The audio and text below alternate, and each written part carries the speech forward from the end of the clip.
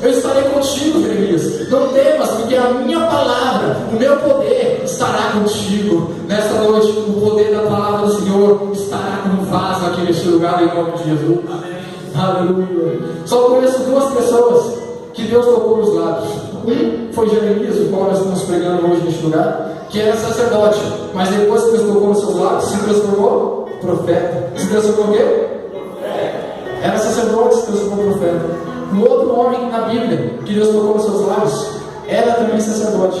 Depois que Deus tocou nos seus lábios, ele se transformou em profeta.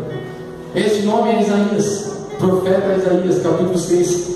Jesus, um anjo de fogo, veio e tocou nos lábios de Isaías. Com isso se transformou em profeta. Deixou de ser sacerdote para se transformar em profeta. E o que um profeta vive? Este Isaías começa a ver coisas sobrenaturais, começa a ter uma intimidade com Deus, começa a ver aquilo que os demais não viam. Esse homem, quando virou profeta, começou a ver coisas grandes e ocultas que nem mesmo ele sabia. Foi o único homem que pôde profetizar e dizer: eis que Davi virá o Salvador da terra, o Cordeiro Santo de Israel, que o seu nome será Emanuel, Deus conosco. Olha que honra, o profeta tendo uma revelação divina do próprio Deus, que viria alguém que iria salvar o mundo. Isso é só para quem é profeta. Essa intimidade e essa revelação é só para profeta. Esse mesmo profeta, meu amado, tem uma visão extraordinária, tem uma visão grandiosa. A parte mais linda da Bíblia, que para mim é a parte mais linda, Isaías 53, e Deus revelou para Isaías como profeta que viria alguém que levaria o pecado do mundo, que viria aquele que com as suas pisaduras nós fomos sarados. Ou seja, meu amado querido, profeta